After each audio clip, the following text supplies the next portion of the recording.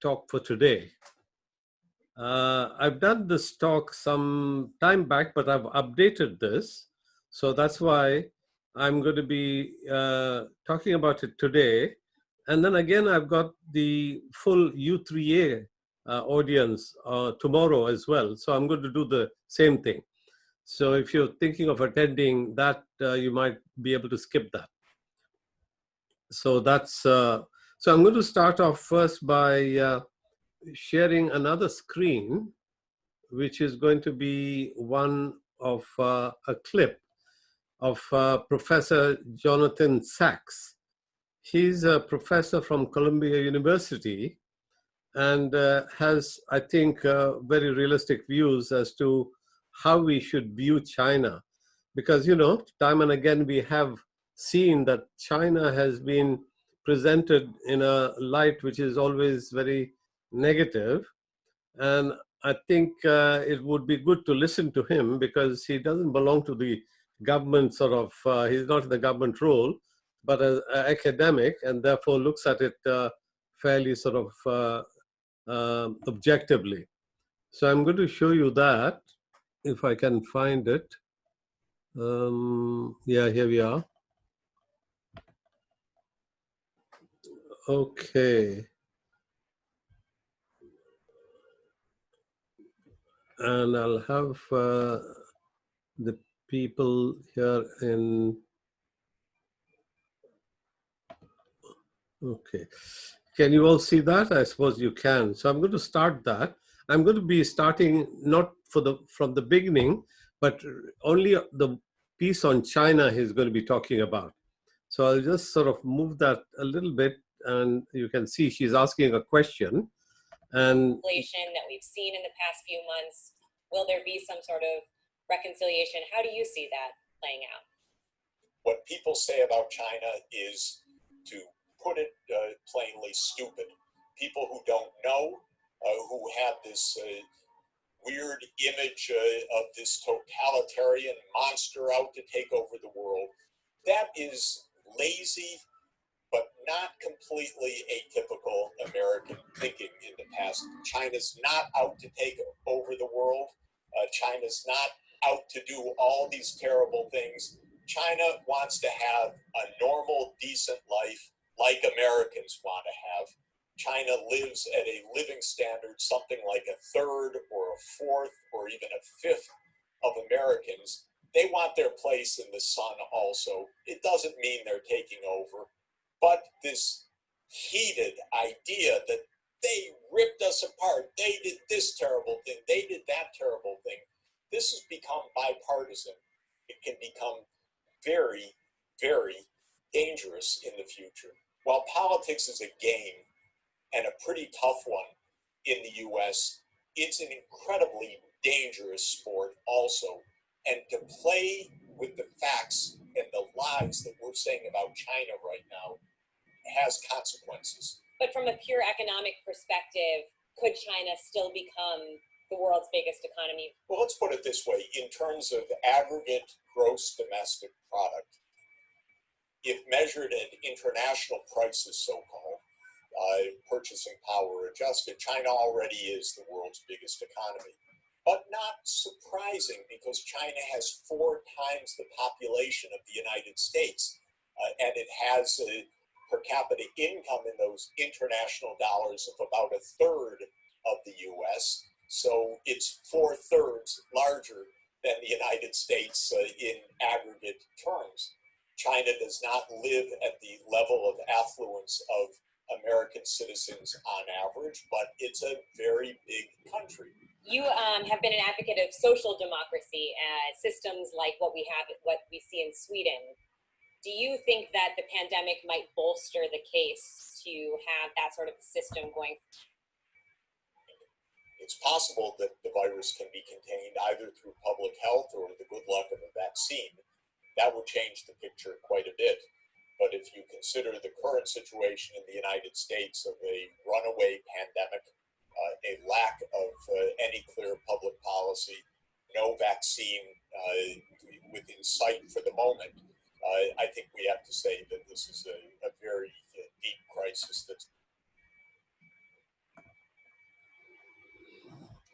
Okay, that was just a brief introduction regarding what an objective person would be looking at in at China, and not necessarily be buying into what we read in the press generally, which is a lot of very negative, uh, if you like, news of China.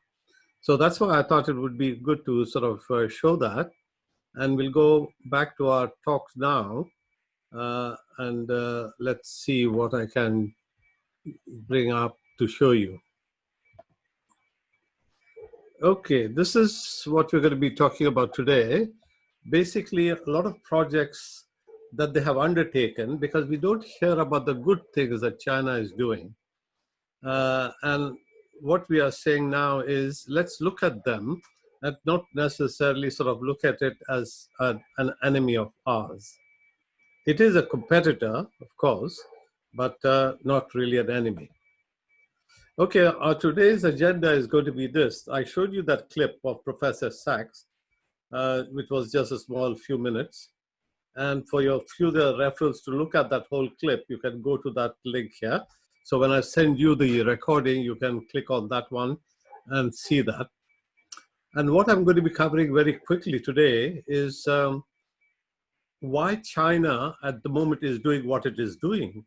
It has severe sort of problems with the population, had a problem with poverty, and of course, desertification because of climate and so on. And then we'll move on to see how the projects that it's undertaking are going to be meeting the objectives. So it's going to be addressing the basic concerns of every country, which is energy and, of course, pollution. And then infrastructure, which we know is absolutely necessary for every country. And of course, we'll see a little bit about what they are doing, transport, and how they're building their new cities, their communication. You know, we know of Huawei and we know about their technology and so on. The economy, we know a bit about from our last talk as well. And then that's on the domestic front. Then we'll talk about a little bit about the international sort of efforts that they are engaged in. And the most important one that I've been talking about fairly regularly is this Belt and Road Initiative, which is the new Silk Road, and how it ties China to Europe and to Africa and to anybody else who might be interested in joining. And of course, all this has the background of a regional and global alliances which they need, are putting together from strategic point of view and of course from the trade point of view. Okay, let's go in and see what it's basically saying what I've just said. They have these domestic programs, foreign projects rather as well, global infrastructure. They're into space as well, and we'll talk a little bit about that. And their strategic sort of if you like, presence right now, which we are seeing a little bit more of. Okay, now back to our old words, you know, this new world order. And that was, of course, defined after the Second World War, 70 years ago, when you had all these institutions set up and so on. I've mentioned that in my last lecture. Um, but now China and Asia are talking about not the new world order, but an international order which encompasses the UN and its agencies. It wants to approach it multilaterally. We don't want to sort of, it doesn't want to sort of be out of it. Of course, it is part of the WTO and, and other multilateral decision-making forums. And increasingly, it has also set up its own particular forums and entities, which are at the moment regional, but they're including a lot of people who have a very close links to China and wish to be closer in terms of their, what's this? Please restart screen sharing and stop unexpectedly. Okay. Still share. Okay, here we go.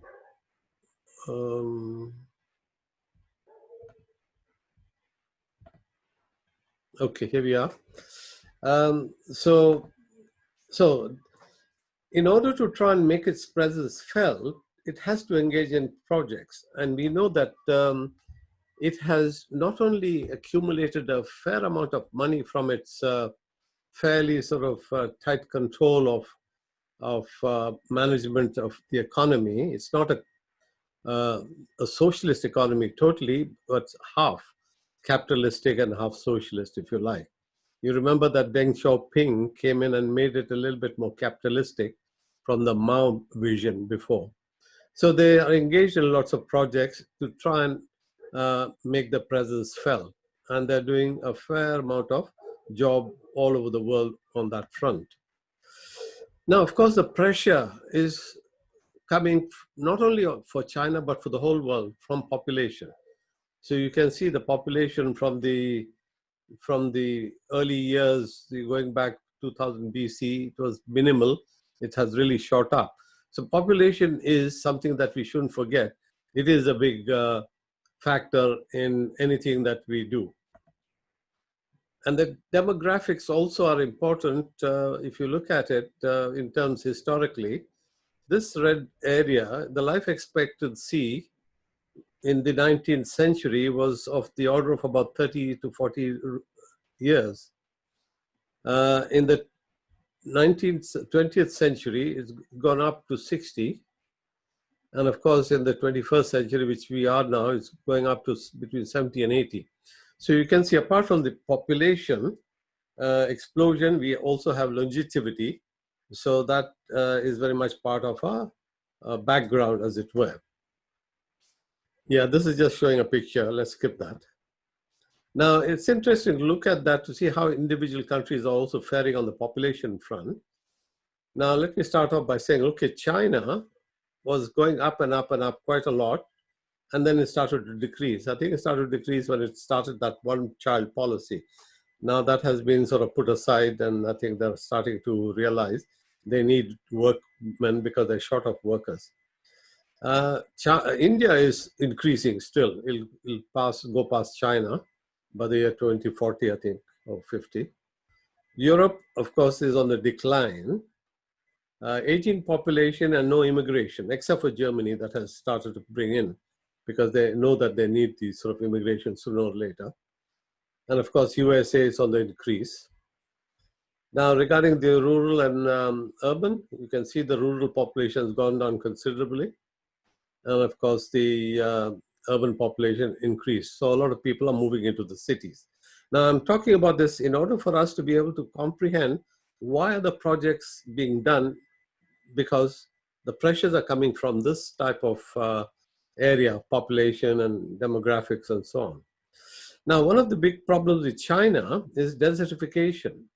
That's partly, of course, due to climate as well. Now, there's a picture of China, a lot of greenery around here. You see, that's Taiwan there, there's green thing, there's the Himalayas there, and there's the Gobi Desert and all that. So very, very dry area there. So that desert is moving down, as can be seen in the next slide there. So what happens when that desert moves in is that you lose a lot of arable land. So China is doing a lot to try and stop that. And how is it doing that? It's trying to bring a green wall to stop the desertification coming into the and taking away more and more land. So it's a sizable sort of chunk that they're taking in to try and make it green. It's about 1,500 kilometers wide and 5,000 kilometers, wide. So it's quite a big area. And they have a lot of success in that, as can be seen from here. See, for decades, China has been planting trees along the dry rim of the desert, a project that will take 50 more years to complete. So they have started on it and they are getting results from that. So here is the type of scene that, it's a desert, but because they're planting seed, they're reclaiming something at the order of about, let's say, 850 square kilometers every year. Annual average is about, so that's quite a sizable reclaiming of the land that is taking place. So it's already done that over the past 15 years, so having good success. Another thing that China has embarked on is poverty alleviation. Now we know that China was very poor, and what it did was it lifted 700 to 800 million out of poverty. I keep mentioning that because it's a humongous big achievement. And there were people living at $1.25 per day. So you can see this is the amount of money that people can spend. And these are the number of people who are using that amount of purchasing for their livelihood. And you can see these graphs. This is the 1990, which was big peak there. The darker one is 2010, and the light blue is the 2030, which means that people are now spending more, see, up to $5 a day rather than the $1.25, which most of them used to spend. So they're now disappeared, and we have got a lot of people living much better off. In India, the same story, but the figures are a little bit higher because they haven't really, had too big a success as the Chinese have.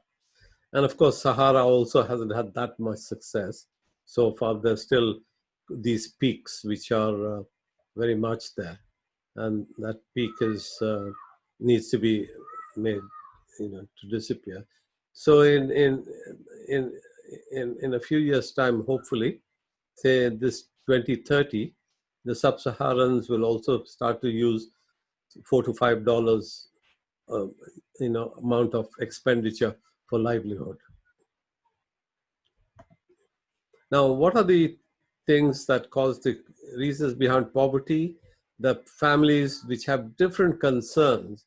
So it's not just one thing that you can do to alleviate poverty. And the Chinese have done this in a remarkable way. And one of the things that they have done is to sort of gone right down to it and figured out what each family needs. See, files on poor families.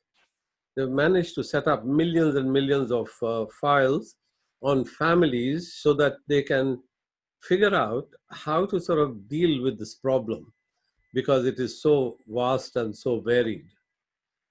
Now, this is just showing that 700 million people have been taken out, and so that's a figure of 700. Today is hardly any here.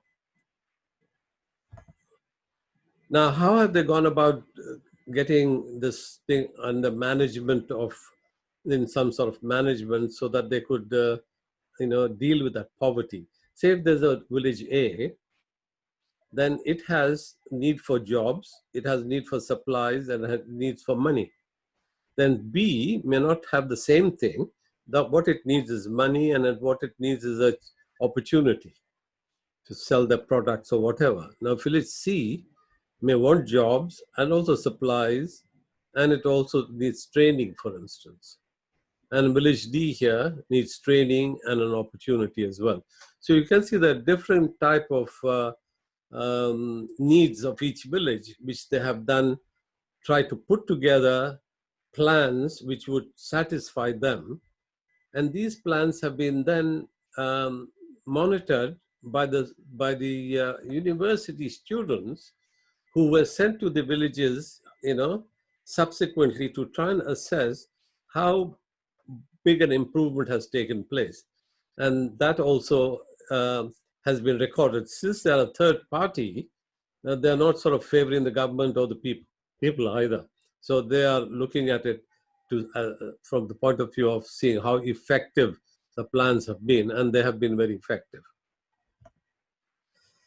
Now, China has had a fair amount of success in terms of growing, and you can see how well they have done in terms of GDP. So if you look at GDP of 2030, we're talking about 30% of that is responsible, is going to be Chinese. India is so much. This is a regional thing, not the whole world. But nevertheless, I think the big powers are still there. There's USA and there's Europe. But you can see that China is gone in a big way to have large numbers of GDP, gross domestic product. Essentially, what that means is it's a measure of how good your economy is, how much wealth you're developing. So GDP, is one metric that tells you that. This is an export. This is a comparison against, because America is the leading country in the world, so it's good to compare it with China. Now, if you look at the exports of goods and services, in 2013, China has overtaken in terms of exports. See? So it's done more exports than USA. And its GDP is still a little bit lower than US GDP, but you can see it's rising up very sharply. And that's why Jonathan Sachs said it is going to catch up. It's already caught up in what another metric called PPP, the parity. It takes into the value of a dollar in each country, because a dollar will buy so much more in a poor country than and so much less in a rich country. So that PPP enables to sort of give us a little level field to measure. Now, what this is also saying is that the shift of the economic power is drifting to Asia. See, this is what it's saying. China and India and all these countries are starting to come up, and therefore becoming much more bigger players in the world. Now, let's talk about infrastructure. One of the ways of delivering, growth in a country is infrastructure.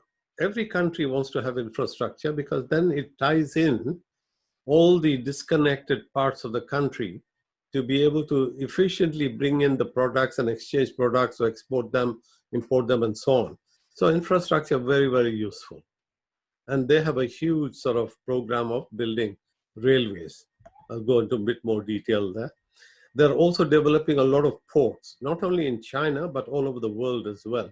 And this Belt and Road Initiative, we can see where they're working away on that. And highway, this is another way of linking China.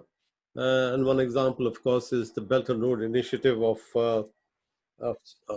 China with Pakistan. And this is the Karakoram Highway, which is a very difficult terrain, but yet they have been able to build these highways to connect West China to the warm waters down in Arabian Sea. Now, this shows us the high-speed rail network in China. Now, you can see it's quite extensive. It's got something like 16,000 miles of fast network.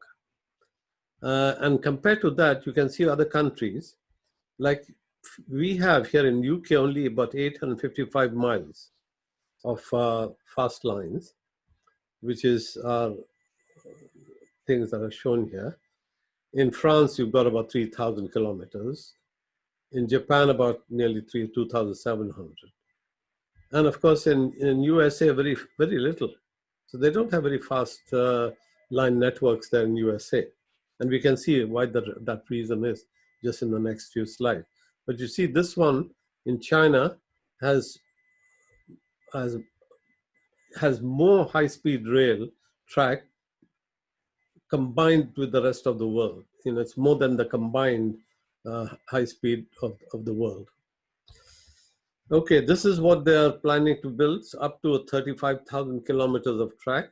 You can see already, as a student of mine last year, he had gone to China and he rode on these trains over there, and he said it's fantastic, unbelievable. He said, so smooth, so fast, and so clean.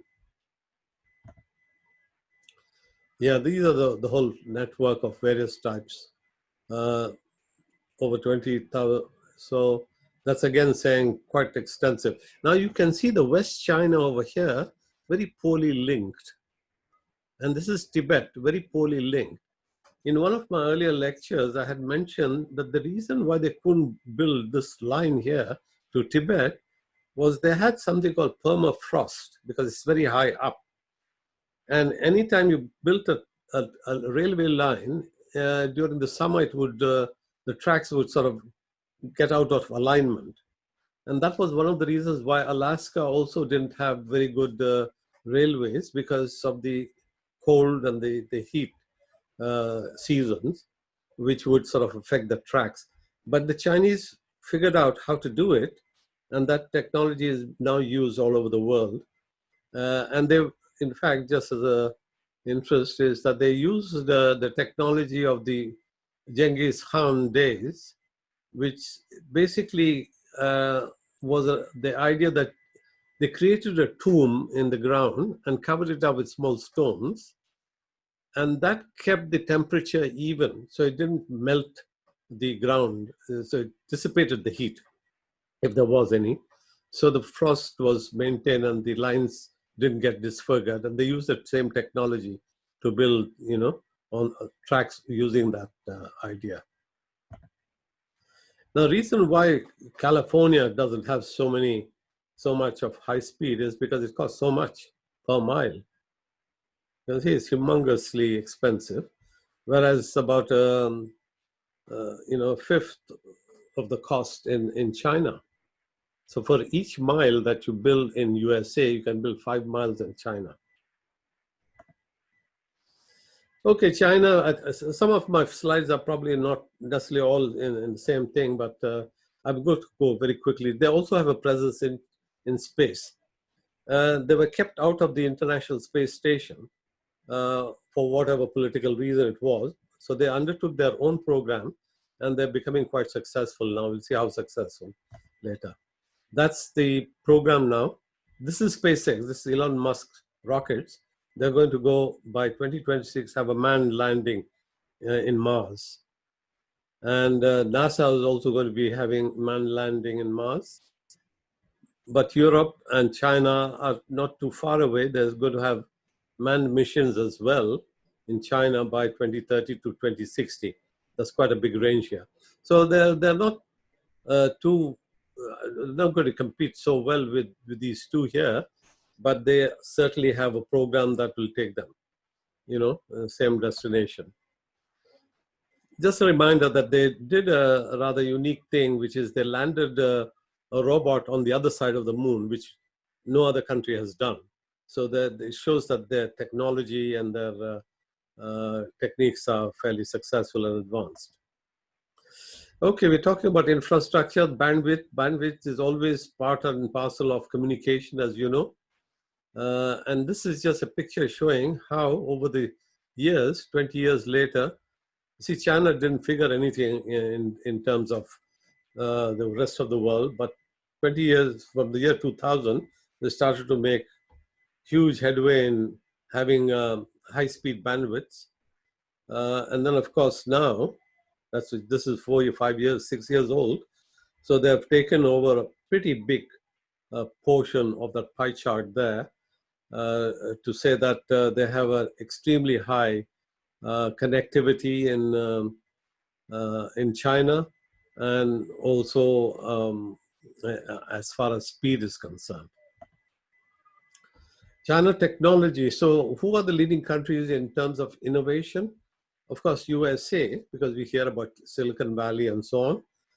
Now, China here is not too far behind. It's got this thing called, Xinjiang, I think, in the south of China, which is very, very much an IT area. And of course, you've got India, which is about halfway back, and UK here. So it shows you that China is rapidly sort of moving to catch up with the leaders.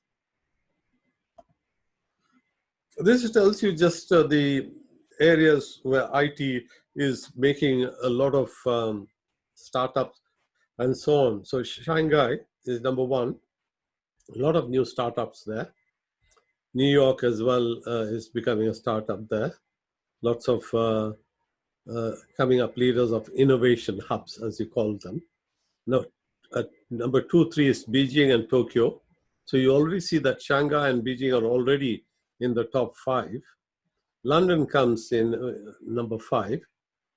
And Washington here, but Germany here 6.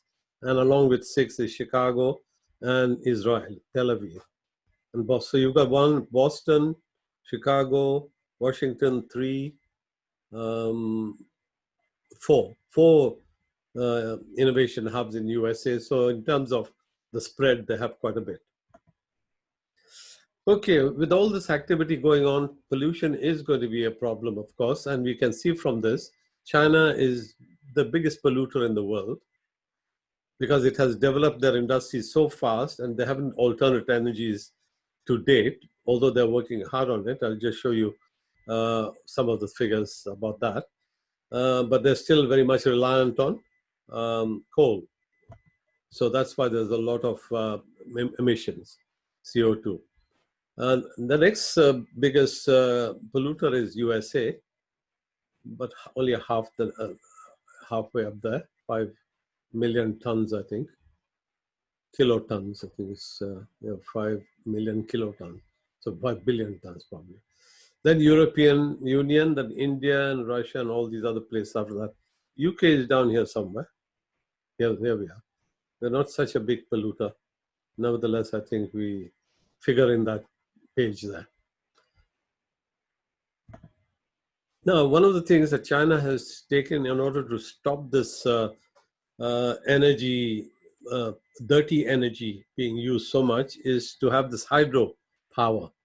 So they've got this Three Gorges Dam, world's largest power, and produces humongous amount of electricity, which is of the order of about 22.5 gigawatts of hydroelectricity. Normally, when you have a dam, they sort of produce, hundreds of megawatts, but this one is producing, substantially more, which is going into gigawatts. A gigawatt is 1,000 megawatts. And on top of the hydropower, they're also having nuclear reactors. They've got 31 already in operation, and they've got 24 in construction. So that will supply a fair amount of cleaner energy, if you like. They also have this wind farm. So that's another big project, which produces something like 20 gigawatts of power by 2020. So you can see these big numbers are being produced for alternate forms of energy, which will shut down most of the coal power stations. Okay, we're talking about engineering skills that they have. This is, 5 out of 10 world's longest bridges are China. So you can see they have a humongous amount of technical capability for building. And that's why they're promoting this infrastructure, BRI, so much all over the world, because they can do it quickly and at low cost. Science, one indicator of how advanced they are also on the science front, they can produce this artificial sun reaching 100 million degrees. Now that sort of heat is required for fusion and all that, research. They haven't found a fusion reactor as yet. World hasn't found an energy source using fusion. We still use fission, which is dirty energy for the moment. But fusion is going to be cleaner energy. So they've got sort of tools to try and do research on it, and they're quite advanced. Computing, they've got these supercomputers, which have immense power. Fastest supercomputer on the planet. This is June at 93 petaflops. Petaflops is a measure of how many instructions can be done. This is a billion is. This is about. I can't. After a billion, you have a billion. I think tetraflops, and after that quadruplops, and then pentaflops.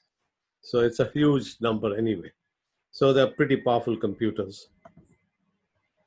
Now, one of the things about China is that they need water because this area is all dry as we saw it, right? So they need, and there's plenty of water down here. So they've got these two rivers, the Yellow River and the other river, which can then be connected to deliver water. So among the largest north-south water transfer projects, they've been doing this for a while now, so as to transfer something like billions of cubic meters of fresh water from south to the north, arid north. so that, that big mega city that they're planning to build is going to have enough water. Mega city, this is a combined word made from Beijing and it's called Jinjingji. That's the name of the city, which is going to be 130 million people, cater for that number of people, spread over 82,000 square miles, about 6 times the size of New York City. So they're thinking ahead as to how to deal with their populations and so on. Now, this is where it's going to be located. This is where currently Beijing is. That's where Tianjin is, another city. And that's where this Hebei is. And they're going to combine these three and make that into one mega city. And it's going to be housing 130 million people. And they'll have their own particular, focus. This will become the industrial hub. This will become a cultural thing, and this will become some agricultural sort of focus there. So each one will have its own competence that they are going to develop. Now that's another picture of a schematic. 120 miles wide is the size of the city, which is encompassing, which makes this 3 cities into one. So when you can travel, from any part to any with super fast trains and be able to, not spend hours in traffic jams.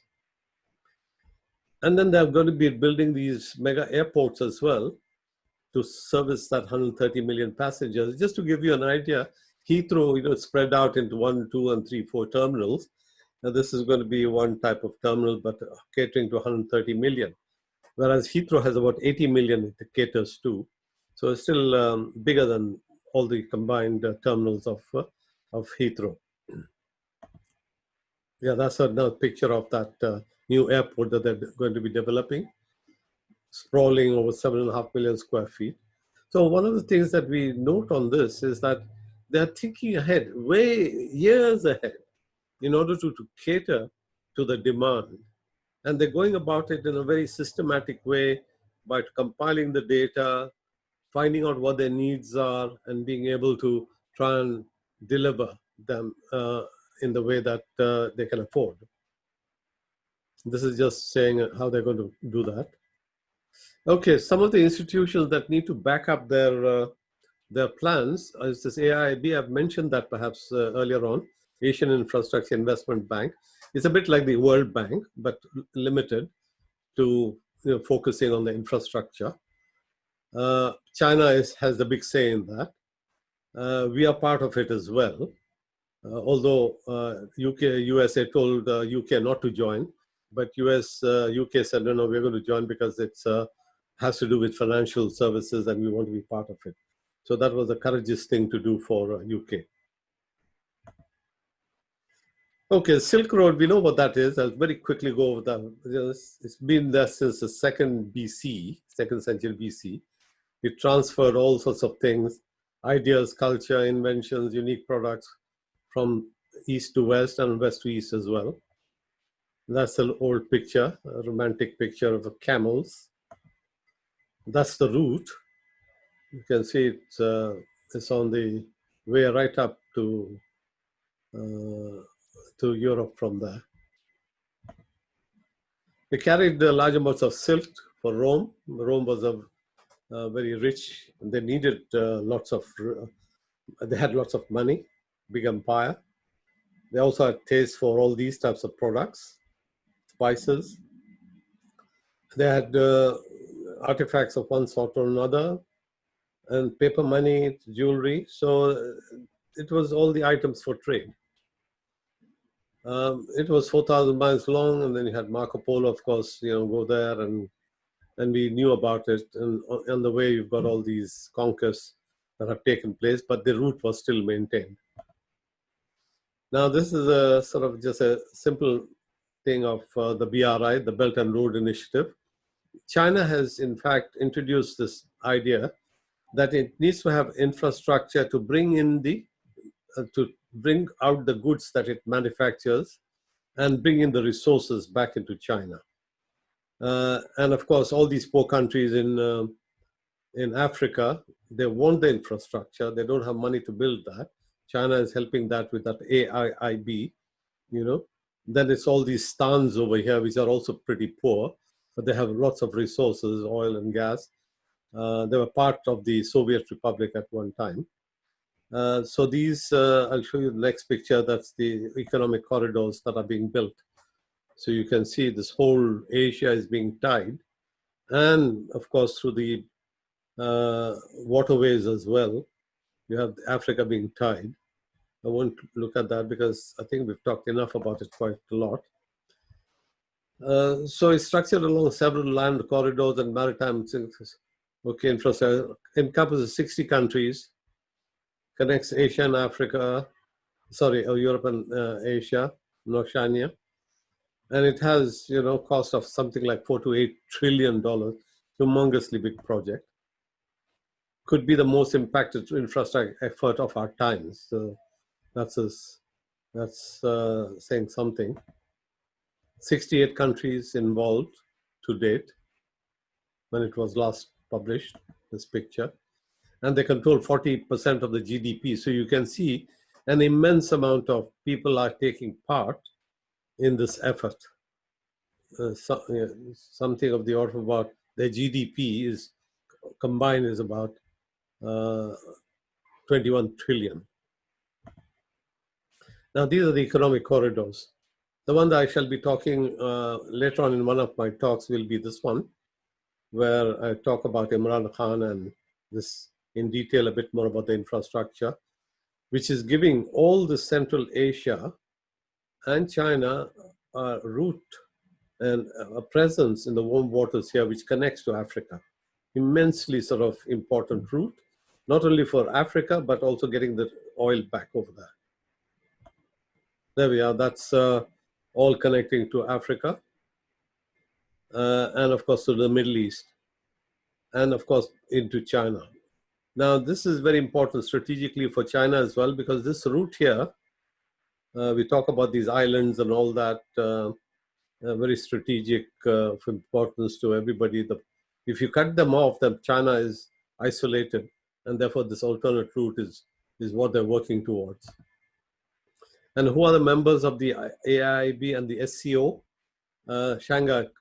Now, SCO is a bit like this group of 6, group of 20 and all that, loosely connected groupings, but they sit down and talk and have some common policies to pursue. So it's a Chinese OECD, or if you like, group of 7, group of 8, whatever. So it's a bit of that, like that. That's again saying how big that effort is in terms of population and in terms of GDP. Quite substantive.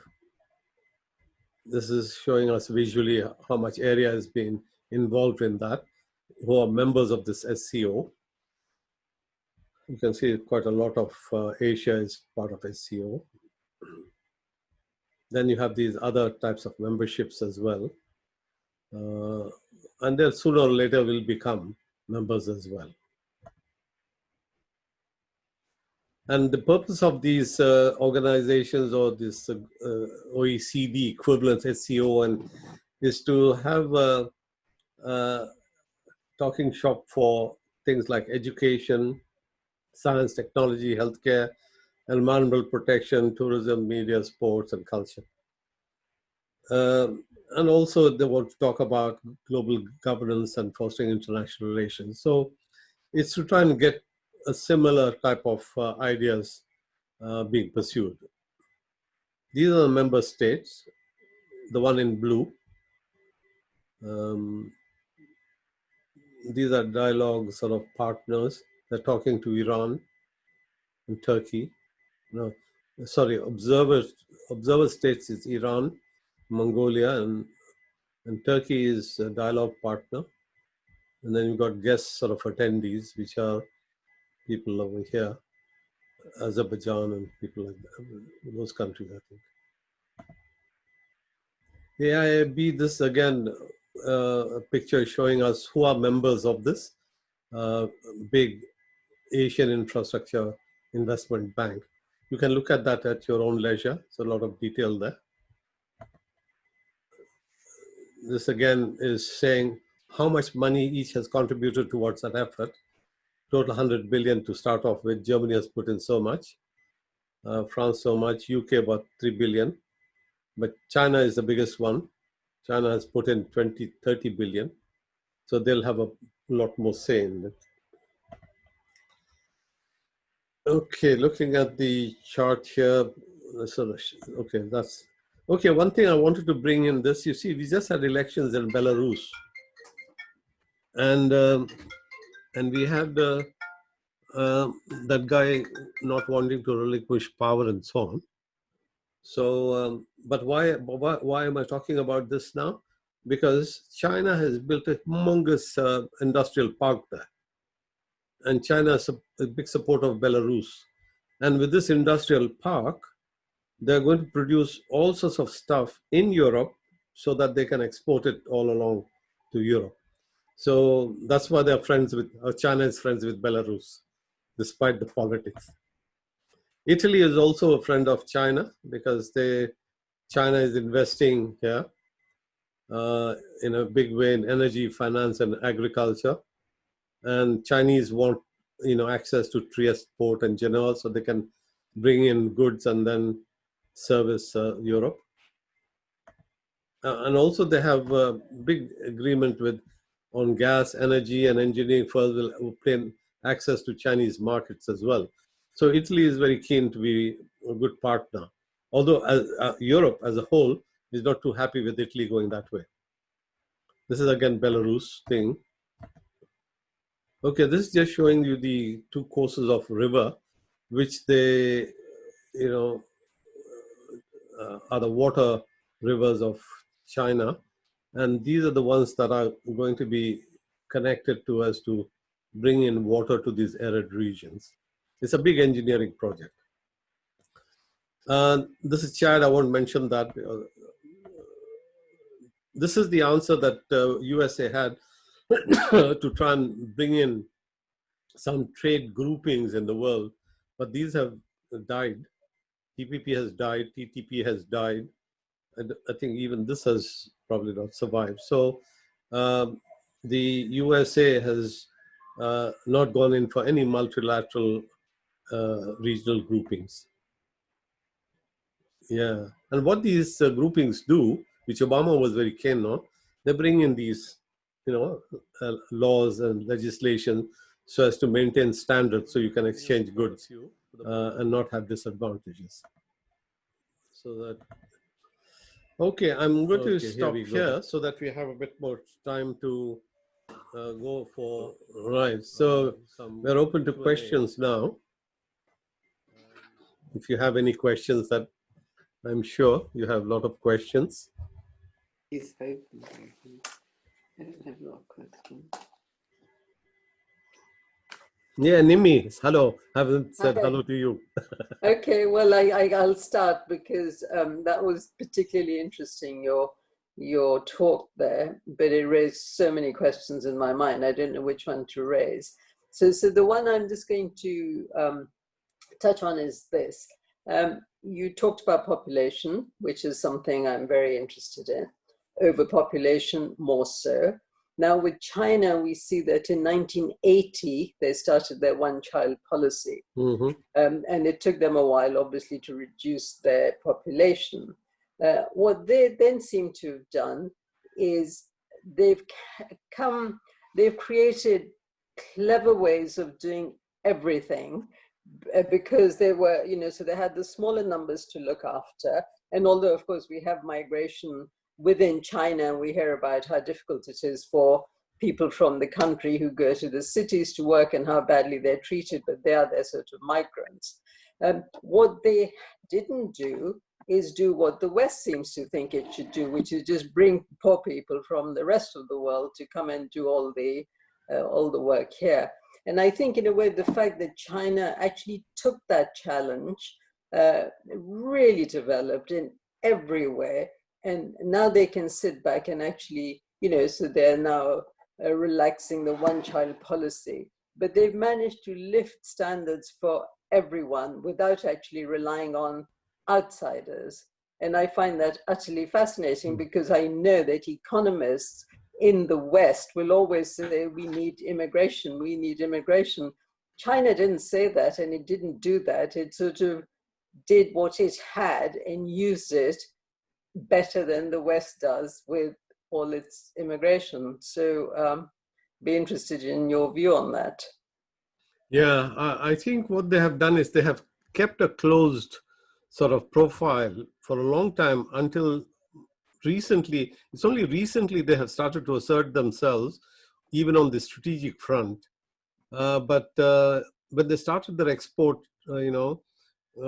they made sure that they built up the reserves so that their wealth could be used for building the infrastructure which they put in and develop the skills that they needed.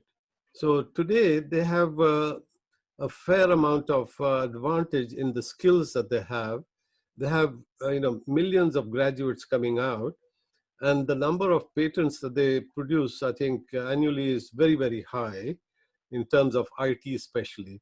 So they have created human resources, managed them very well by, first of all, lifting the very basics from an agricultural type of base of villages and so on to the cities, where they have in fact provided the education and therefore the base for innovation for technology and the infrastructure they have built in order to sort of achieve all that. So that's why I sort of have a very high regard for their end goals as to what they want to achieve, and their narrative that they are proposing to the rest of the world as well, especially to the poor countries, is that you need infrastructure, you need sort of governance, better governance, and so on. And but of course, a lot of countries, have a long way to go. It's a bit of a different narrative to what we had been having from the World Bank and the IMF, who have put down fairly rigid conditions about how loans would be given to them for building the infrastructure if the political sort of points or issues were not addressed. So the China have not raised that as a big issue for them. Their argument is that let's put food on their table first, then talk about freedom of speech. That seems to be going down well with the a lot of countries who are signing up to their sort of projects. Yes, but what about the I was making the immigration point, and even we have the Western world all seems to think Japan should be more open to immigration, whereas China is not doing any of it. In fact, they've gone about it in a much more sensible way, which was acknowledging that they had too many people, so they reduced that.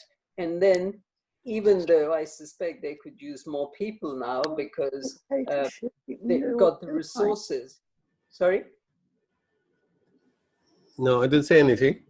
I thought Valerie was saying something. But they've sort of, they've dealt with it for their benefit with their resources, and in a way that's enabled them to be really smart about it, because as you said, technology is amazing. They come up with all sorts of things.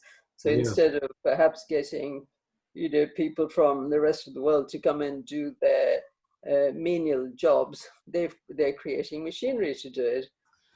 Yeah, I think we are seeing now here in UK, because we are going to sort of stop the Brexit free flow of manpower. A lot of talk is being addressed on how we can create the necessary skills that would sort of do the job here. But it's a question of seeing how long that takes, because the short solution is to just buy the skills from outside and bring them in. And most of our government's plans are very short term. Chinese seem to have long term, visions. Therefore, we have a difference in the models that we pursue, that we follow. And that is the difficulty. So when you look at Europe, we have an aging population, and skills have also gone away to a large extent.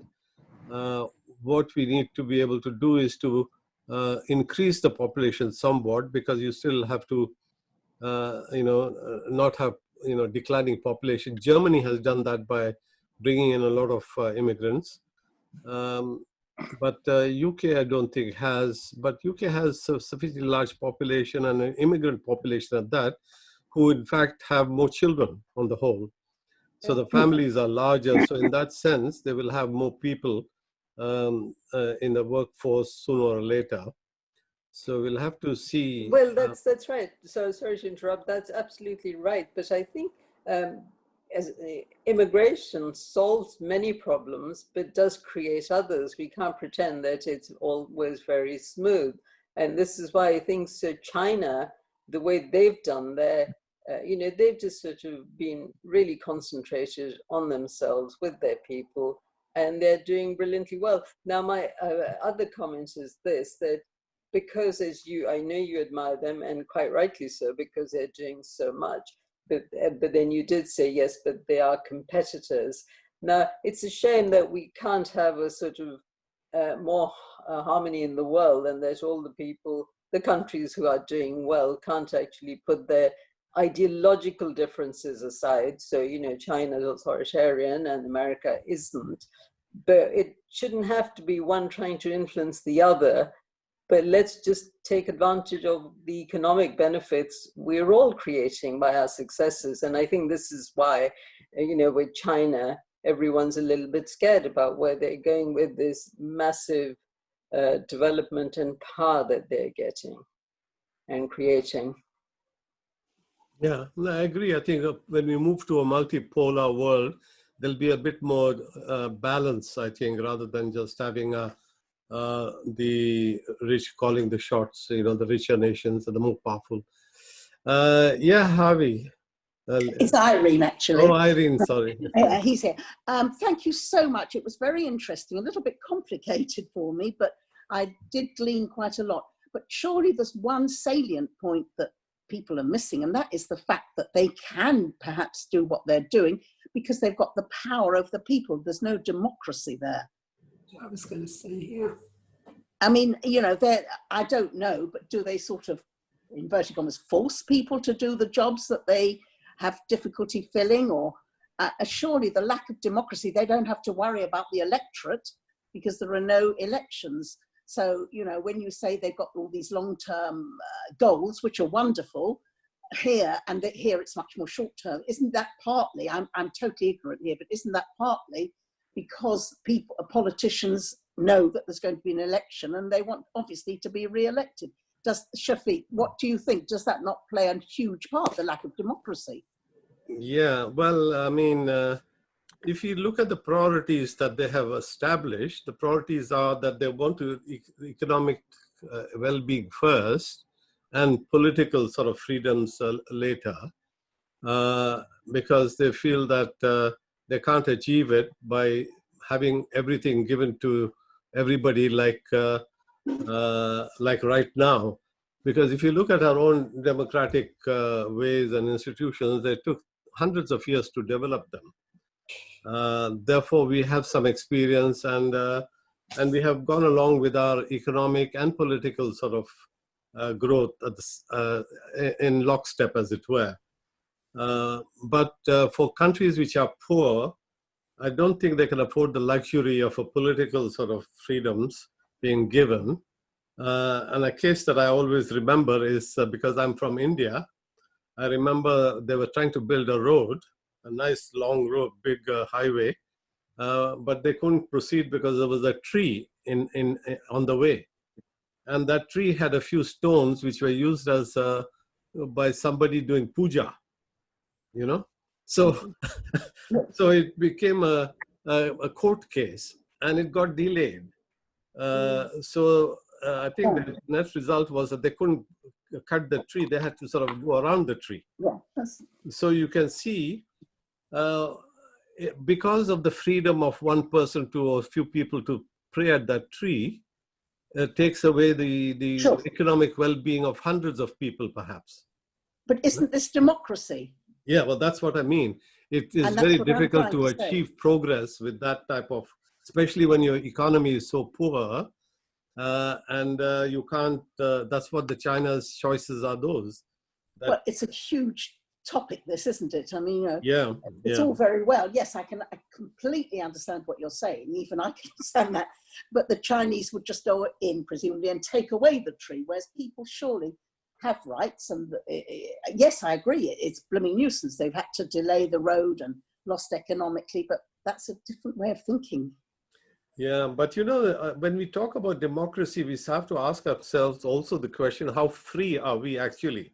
Oh, well, I that's mean, a the type huge of topic. governments that we put in charge are not really choices, the best choices, if I might say Yeah, so. but that's a huge topic. But You I'm know, just trying exactly, to make a point. because we get manipulated, and therefore Of course, it but is. that's, I'm just trying to give the other. Yeah, sure, Yeah. sure, sure. Mm. Yeah, yeah, Pam. But I think the Chinese people have been brought up with that expectation, you know, so we can't judge them through our eyes. And I think they accept it because that's all they've known, you know, and they're not bickering amongst each other and different political parties, so they can leap forward. A bit, I suppose, like Stalin's Russia, you know, that they achieved. I know he was pretty awful and awful things happened, but they did achieve a lot, didn't they, in a short A time? lot of deaths, million Yeah, people. yeah. I mean, it was. I'm not saying that was right, but it's the same kind of philosophy, I think. You know. Yes, similar, not the same, because China has learned, because they went for with Deng Xiaoping, who brought in the capitalistic sort of ideas, and therefore moved away from this Mao Zedong of a totally socialist outlook. And that, I think, made for China's growth the way it has happened. Yeah. They have a path which they have done, which is halfway from capitalism to socialism, or in between. That's true. Yeah. Yeah, so the challenge is obviously a balance between those extremes and you know what we are now having with democratic countries are the other extremes. But so in China, as I said earlier, you know, there you have the people from the country who move to the city to work because they're needed, but they don't have any rights. They can't send their kids to school there. They're not allowed to move there. You know, whereas in the democratic world, that just wouldn't happen. Yeah. Yeah. No, I think there are a lot of restrictions there. I think George has been waving his hand about. Let's see what you have to say, George. Yeah, I think this word democracy is a very it's a word that's been very misused. Like if you were thinking history, if you look back in history, there's always been times of upheavals going on. You know, you had the Industrial Revolution where everybody was herded off the land. You had the invasion of other people's countries. I watched a video last night. Well, I watched 2 films last night, which have actually changed me overnight into an atheist. And I don't say that lightly. After 30 years in a What were you before? In a spiritual organization. 2 videos that I watched. One was they're both on Curzon 12. If you're a member of Curzon, you can watch them. One was called The Salt of the Earth, and it's a film by that's a German William something or other. Salt of the Earth.